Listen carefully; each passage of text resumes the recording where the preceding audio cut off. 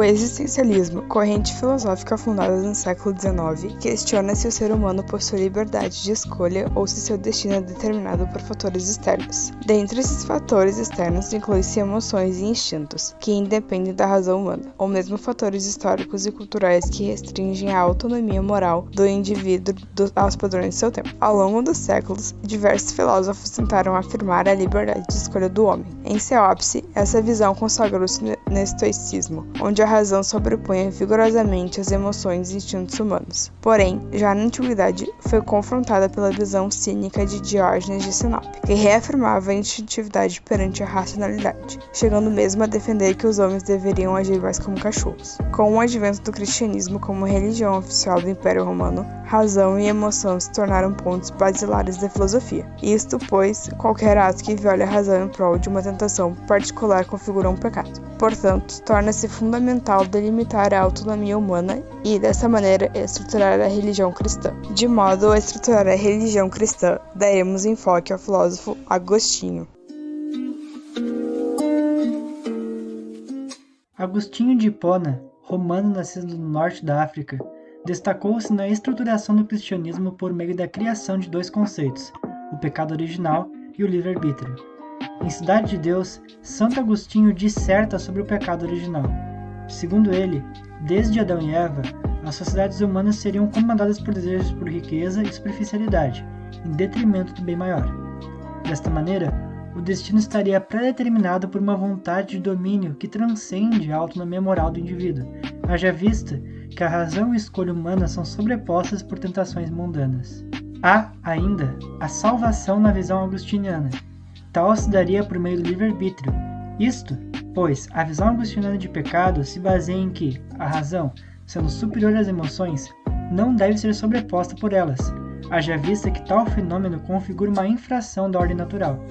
Do mesmo modo, Deus, sendo superior à razão humana, não deveria ser sobreposto hierarquicamente por desejos humanos. Portanto, a salvação, segundo Agostinho, consiste na liberdade de escolher Deus e a razão ao invés das emoções, em detrimento do que fizeram Adão e Eva ao saciarem a sua curiosidade, uma tentação mundana, e não seguirem as ordens de Deus.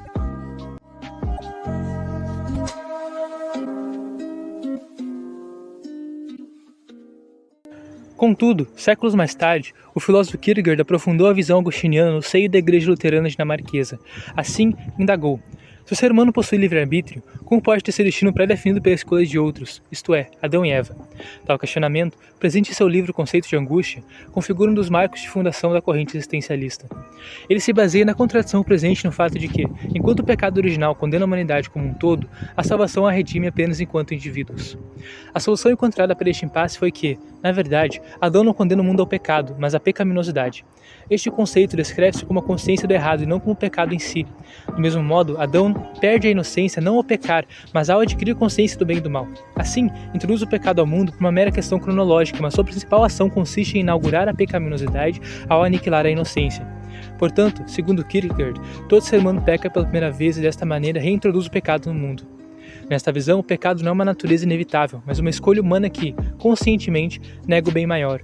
Portanto, o fundador do existencialismo reafirma a autonomia moral do indivíduo perante os fenômenos externos. Ainda, dentre autores existencialistas posteriores, estabelece um consenso quanto ao livre-arbítrio frente ao determinismo. Em revisita às obras de Kierkegaard, autores como Sartre retomam a angústia como conceito-chave neste processo. Isto, pois, na ignorância do bem e do mal, não ausenta-se a responsabilidade. Por exemplo, embora Adão e Eva não tivessem meio de saber que suas ações estavam erradas, a inação era impossível, pois não existe estado de isenção entre obedecer e não obedecer. Portanto, ambos foram confrontados com a responsabilidade de uma escolha que desconheciam os fundamentos. Da mesma maneira, o ser humano não possui os fundamentos de todas as suas escolhas, mas é coagido pelo meio externo a não permanecer em inação. Assim, ignorar a responsabilidade, como afirmado por Kierkegaard em Temor e Tremor, iguala-se a tentar estar morto, o único estado onde a isenção é realmente possível. Portanto, os fenômenos além do indivíduo não determinam as suas ações, mas atribuem-lhe responsabilidade forçando-o à escolha.